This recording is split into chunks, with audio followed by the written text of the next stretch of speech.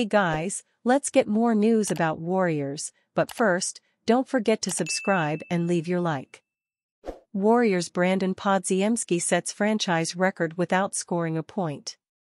The Golden State Warriors got their season started off in the right way on Wednesday night, using a huge second half to blow out the Portland Trail Blazers 139-104 and move to 1-0 on the young season. The Warriors led by just 12 at the half, but a 37-22 third quarter put the game away and allowed the bench to close things out in the fourth. One player that saw a lot of action in the second half was guard Brandon Podziemski, a second-year player who showed very promising flashes as a rookie. Podziemski can knock down a shot when asked to but also does plenty of the little things well.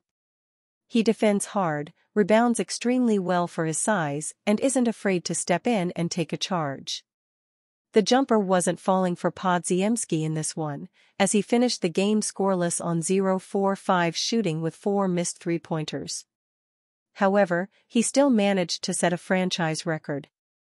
His plus-minus of +34 was the best mark in any season opener in Warriors history, according to StatMamba. One of the draws of playing Podziemski as a rookie was all of the different ways that he impacted winning. That is something that led Steve Kerr to start the rookie at times over franchise legend Klay Thompson, and those traits are bearing out once again in his second season. Plus-minus is a flawed stat, but the fact that Podziemski is at the top of the list for the Warriors tonight speaks volumes about his impact. The Golden State Warriors made it a priority to build out their depth this offseason, and they did just that. Even after losing Klay Thompson to the Dallas Mavericks in free agency, the Warriors added helpful pieces such as Buddy Hield, DeAnthony Melton, and Kyle Anderson. As a result, Steve Kerr went with a 12-man rotation in the season opener against the Blazers, and said post-game that was going to continue for the foreseeable future. That depth should help their older veterans, Stephen Curry, Kevin Looney, and Draymond Green, stay fresh and healthy. A blowout like they had in the season opener will also help them stay fresh. Curry only played 25 minutes in this one, Green played 20, and Looney played 14. As many nights like this as they can get will add up as the season winds down in the spring. Of course, the Warriors' ceiling still comes down to Curry. If he can still be one of the truly elite players in the league, then this Warriors team can be a legitimate playoff contender. The jumper wasn't falling at the rate that we all know it can in the opener, but Curry played a smart, methodical game and controlled everything on the offensive end, finishing with 17 points, 9 rebounds, and 10 assists. It remains to be seen how the extended rotation will work out for Kerr and the Warriors, but as long as Curry is humming, they should be just fine even in a difficult Western Conference. Warriors Steve Kerr commits to crowded rotation after win versus Blazers. Fresh off signing a 3-year, $39 million extension that cements him as a fixture for the Golden State Warriors, Moses Moody entered Wednesday's season opener for the first time to open the second quarter. Even more damning, at least in the moment, of his place in the Dubs' rotational hierarchy to tip off 2024-25. Moody was Golden State's 7th man off the bench and 12th player to get on the floor in as many minutes of action. The Warriors' new strength in numbers certainly didn't always look good in Rip City. But after an ugly first few minutes from a new starting lineup, the Dubs easily pulled away from the overmatched Portland Trail Blazers at Moda Center for a 139-104 victory.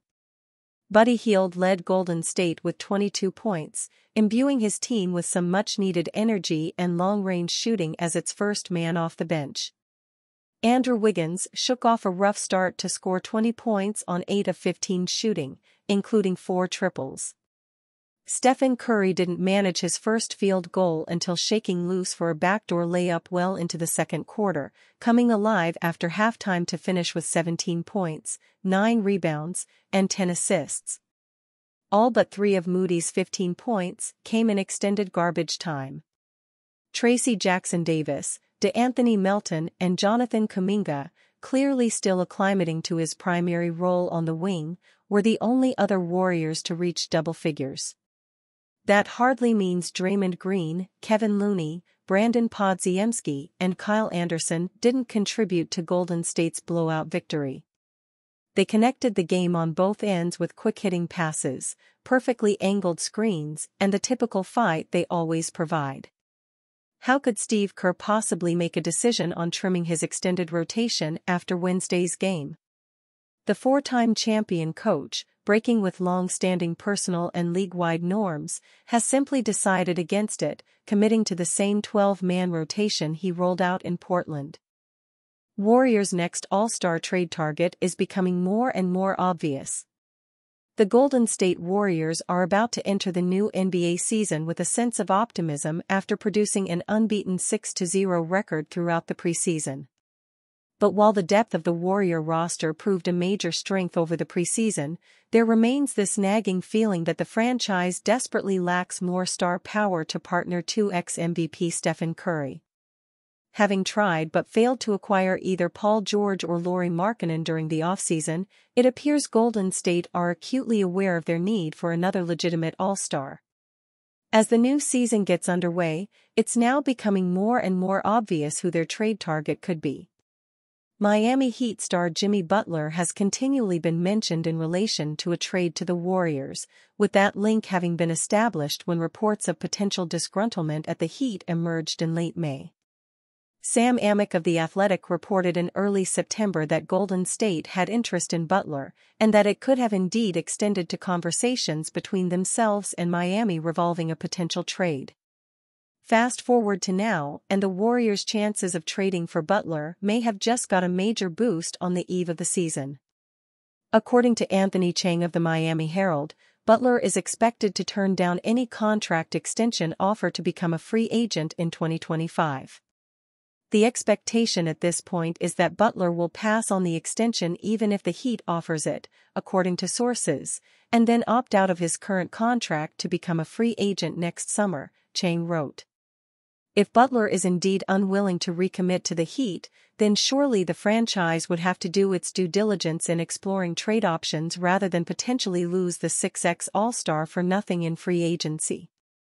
The Warriors could be towards the front of the queue if that does eventuate. A recent four-team trade proposal from Eric Pincus of Bleacher Report had Golden State acquiring Butler in exchange for Andrew Wiggins, Jonathan Kuminga, Gary Payton II, Kevin Looney, and 2 second-round picks via the Atlanta Hawks. That potential deal remains a viable one after Kuminga failed to reach an extension agreement with Golden State prior to Monday's deadline. The 35-year-old Butler averaged 20.8 points, 5.3 rebounds, and 5.0 assists with the Heat last season, having shot 49.9% from the floor and a career-high 41.4% from three-point range. And you, fan? What do you think of the situation of Jimmy Butler? Leave your opinion in the comments.